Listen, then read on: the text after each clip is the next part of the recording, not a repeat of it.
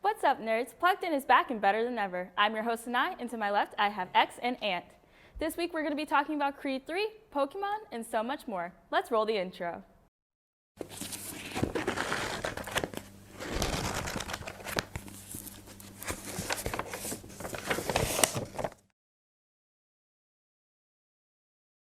Okay, so we're gonna get into the first big topic, which is Creed 3. I know a lot of us here at Plugged In are very interested in this for many reasons, but I know for a lot of us Marvel fans, you can sort of call this Kang vs. Killmonger if you want to make it a little bit more interesting for you. Woo! But yeah. I wanted to get your thoughts on it as it will be coming out. I believe it's coming out today as we are filming this. Yeah. So have you guys seen the trailer? Have you gotten any thoughts about it? I've seen the trailer before. I have something of a gist of it. What's going on? Like the main character's friend, he's gotten out of prison, and by the time the movie ends, he has to fight his best friend. It's that sort of thing. Yeah. Basically, at least for the best way to get through all three, because there's now 3 movies, the best way to explain it is that it kind of picks up with the fact that Creed now has to basically go through this journey of becoming a boxer like his father, and in the 3rd movie, like X stated, you basically see him meet up with his best friend and has to then fight his best friend. So there's definitely a lot of things that are happening. Are there any thoughts about the 2 leading men in this, Jonathan Majors and Michael B. Jordan? Honestly, I think that, at least from what I have seen of them, they are really good actors. They are really good at getting into their role. So I think no matter whether they do good or bad, they're going to put a lot of dedication into the role. And I think they're going to keep the legacy of the Creed and the Rocky films pretty well, I think. I can agree with that. I mean, I've loved watching Michael B. Jordan in the Creed films. I think he's done a very good job of it so far. I think also with the fact that this is his first directorial debut, I think this will be very interesting to see how he will take the reign of it going forward, if there are to be any more movies in the series so far. But of course, Jonathan Majors, I mean, we all know he is a great actor. If you've seen Ant-Man and the Wasp: Quantumania, go watch it, please. It's really good. But I think with these 2 being in a movie together, I do think it would be very, very interesting to see, especially seeing as if this is a thing that Michael B. Jordan is more well-versed in than Jonathan Majors, but I do think the chemistry between them will be good. Yeah, both of them, from what I've seen in the MCU, sorry to go off topic again, from what I've seen in the MCU, both Jonathan Majors and Michael B. Jordan are top-tier actors, top-tier villains. Both of them are 2 of my favorite villains in that franchise. Yeah. So I just think that both of them together, in one movie, are just going to be immaculate.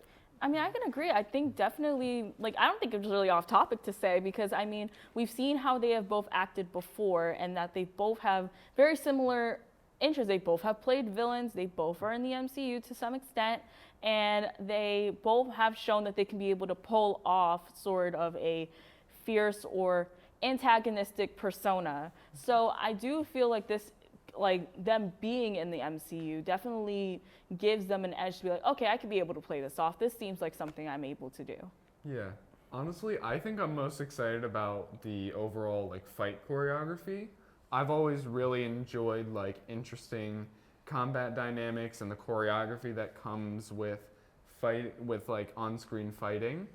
Because they can't obviously fully fight, but they got to make it look real. So honestly, I'm just hoping that they make the boxing choreography look realistic, and we've seen that both of them can fight once again in MCU. Yeah. Yes. We've seen both of them can fight pretty well. So here's hoping that they can keep with the boxing tradition.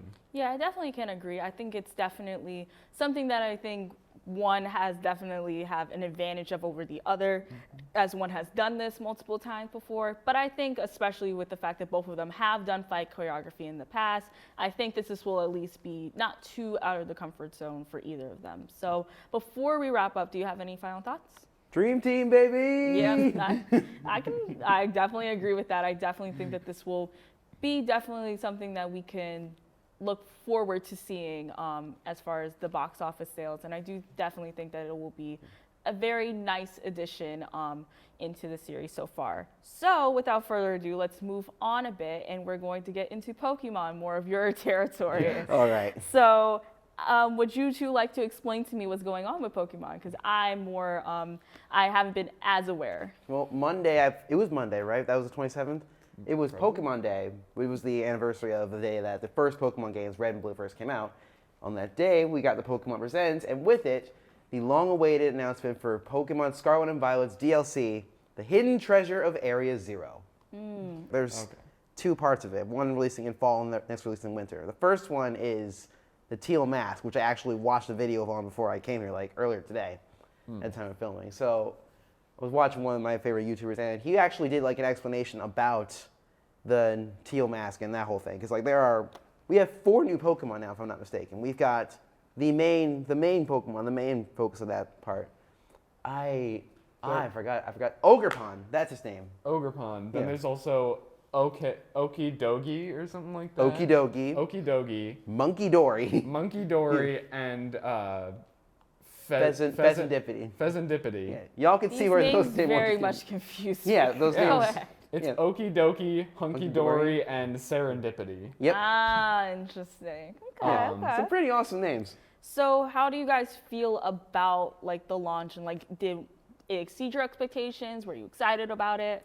I'm personally pretty excited about it. I know some Pokemon fans are probably going to be a little bit disappointed because, unfortunately, it's not Kalos. Yeah. Well, I don't think it's Kalos. It's a different place altogether. I think I don't remember what it's called. It starts with a K. It sounds like, I forgot the name of it. Yeah, I got nothing there.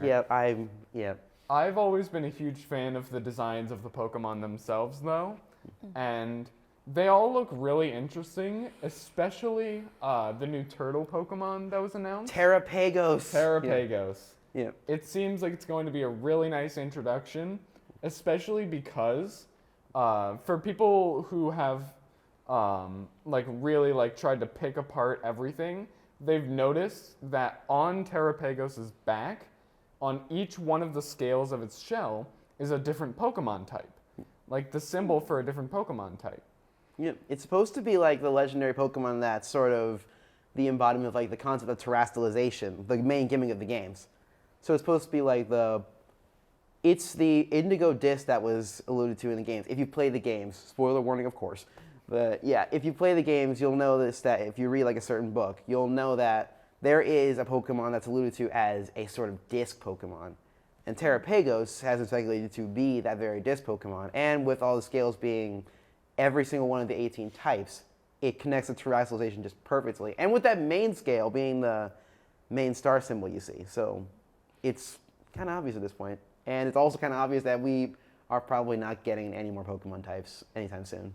Yeah, I wouldn't think that they would. That would just sort of kind of defeat the purpose of him having all of them like on his back if they're just gonna make more. But I think that generally gives us a fact of like there's definitely a lot of content that I think a lot of people are gonna be definitely into, and I think a lot of it is definitely interesting as far as Pokemon goes. Is there any like just retrospective things that you have thoughts on for the game like as a whole? Well, the game as a whole, it was brilliant. I don't know if we talked about this yet. I love Scarlet and Violet. Like, I got Violet. I love the game as a whole. For me, like, it was one of the best stories we have had in a Pokemon game in a long, long time. Like, maybe since Gen 4. I also have really, really enjoyed this game as a whole, really. I think the mechanics are really nice. I think that, as you've said, the story is some of the best we've gotten. Personally, I still kind of like Black and White a bit more. See, I Black feel and White that. are still I really, feel that. really good games. But this is still, it's really nice. The 3 stories are great. And then on top of that, we might have like some of the best rivals that we've had in a very long time that I think really carried. Yeah, in the Mona, Arvin, and Penny. Yeah, I think those are probably the best rivals we have ever had, if I will be so bold to say that. I don't know. I still kind of like Blue. Yeah, Blue's pretty good. He's all right. I prefer So, Red. is there anything, just as a quick thing, any final thoughts you may have about any content that might be on going forward? Pokemon sleep. Sleep while you Pokemon. Pokemon while you sleep. Sleep while you Pokemon. Yes. Sleep while you Pokemon. Sleep while you Pokemon, ladies and gentlemen. See what I deal with. Anyway, Sleep for long enough, maybe you'll get a cool Pokemon. Yeah. Okay, anyway, moving swiftly along, we have our final topic here, which is streaming shows or just TV shows that are going on streaming services. There are many things that have been booming as of recently. As we know, Last of Us has been getting very, very popular as of recently. There are also a few shows that are getting newer seasons. Outer Banks just put out a season. Euphoria Season 3 should be coming out later towards the fall, or at least production is starting now. It should be coming out at least later towards the fall, at latest early 2024. Ted Lasso has put out a season. There's just a lot of streaming shows going on going forward. So I wanted to get your thoughts on how you feel about this booming trend of TV shows that are going streaming. The one I'm most excited for, which I think has already released the next season, The Mandalorian. Yes. That's the one I'm most excited for. Because I remember back, I think, during when quarantine was still a thing. It was a quarantine? I don't quite remember. Anyway, so my family and I, we would sit down, we would just watch The Mandalorian. I think it was probably one of my favorite just Star Wars spin-off shows, like, ever. Like, I liked Boba Fett, Book of Boba Fett. That was okay. For me, it was a little slow to get through. And then, like, they kind of had to bring in The Mandalorian to, like, build up hype for it again. And then when we just got Grogu back at the end of it, spoilers, I'm sorry. You've had a year or two. Come on. Yeah. Yeah. And any shows that you're looking forward to? Yeah, I've been watching it. I'm not fully caught up yet, but The Last of Us has it. It's so good. I can't wait for more of it. And the thing that I like most about it is how accurate everything is to the game. Yeah. They changed maybe one thing about how the infection can spread. I'm not gonna spoil that.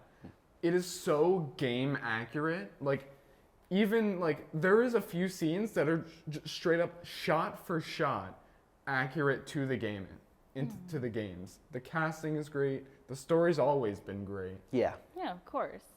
I'm so excited for the next season. I think personally one of the shows that I've been very, very excited to get back into, and hopefully now that it's coming out with a new season, is Euphoria. I know a lot of people were like, Euphoria Sundays literally took over quarantine. Like, you could not go anywhere on TikTok and not see a whole group of people just sitting down, going on HBO Max and watching the newest episode of Euphoria. And I personally think, even though, yes, there are some hangups that I have about the show in general, but I feel like this last season was just honestly really good. Like, if you ever do watch it, which I personally will recommend that you should, it's honestly very a dramatic exaggeration of what high school life is about. And us being college students, obviously it's not going to relate very well, but there are some things that, like, dramatic moments are there. Like, Zendaya is an amazing actress and she puts her heart into that role. I love her playing Rue. It's just an amazing role. And even then, some of the bigger story arcs that you get, they tell it in a way that makes sense for teenagers to be going through that sort of thing. And I really like that they show that and not just show it as like adults going through it through a teenage perspective. But I just really hope that they continue to do that with this third season, because they've already built momentum with it in the second season. And I'm really looking forward to them doing it going forward. So as far as we know, is there any like shows that you would wish would go on streaming, or anything that you would be like wanting to see go on streaming if you had the chance? I personally don't have any like preferences. I'm just excited for The Mandalorian and more Grogu. Yeah, no, I'm just really excited for like some of the new stuff that's coming. Also, small thing, I didn't realize it. I think it was like 2 episodes ago when we talked about live action One Piece. Mm-hmm. That's a show, not a movie. Ah, so interesting. they're gonna be doing different episodes on Netflix. So that is arguably more exciting. Actually, I might have a slight recommendation for all of you guys watching, because I just actually got an ad about it not too long ago. It is a series that's going to be on Amazon Prime that is actually directed by Donald Glover, or Childish Gambino, whichever name you want to go by. And it's called Swarm. I'm not going to give too much detail because I want you guys to go find it for yourself, but I'm telling you, that trailer is just so good. I can't even be able to really get into it because there's a bunch of stuff in it that I will say, like, viewer discretion is advised. I'm just going to make that very clear.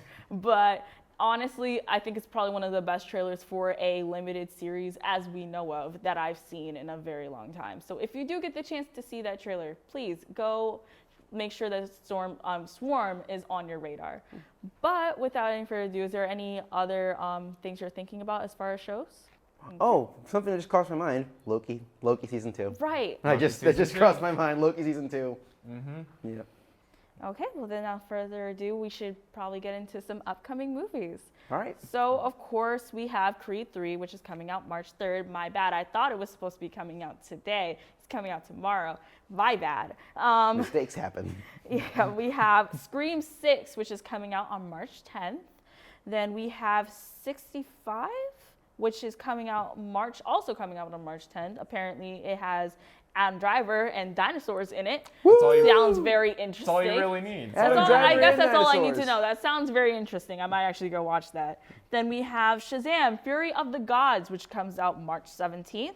Then we have John Wick Chapter 4 coming out March 24th. We have Dungeons and Dragons Honor Among Thieves coming out on March 31st.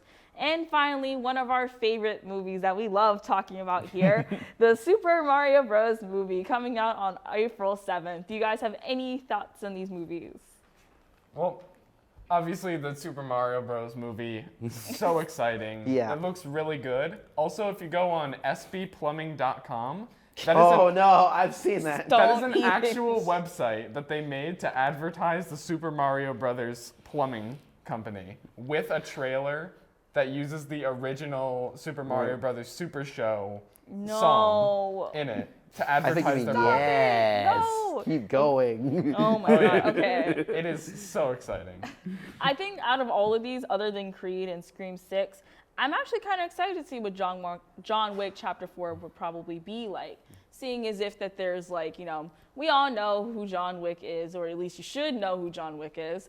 I think it's definitely an interesting character to delve into. In fact, he's getting a 4th movie. Obviously, something must be going down, so I'm very excited. For me, as excited as I am about Adam Driver and dinosaurs and Super Mario Bros. Movie, I'm excited for the Dungeons and Dragons movie. That Same one here. piqued my interest because I didn't even know they were getting a movie, if I'm going to be completely honest. Oh, yeah. So I'm very interested to see what that's going to look like. Yeah, I'm really excited for the D&D. Even though there are some inconsistencies from what I've seen from the trailers, like the main druid character turning into an owl bear, which kind of can't do, but that's just being stickler for the rules. It's going to be way cooler to see an owl bear. I mean, that's the magic of D&D. You can do whatever you want. No one can stop you. Very true. Well, that's all the time we have for today's episode. I've been your host, Sanai. That's been X, and that's been Ant. Tune in next week for another riveting discussion of pop culture. Have a great night, Millersville.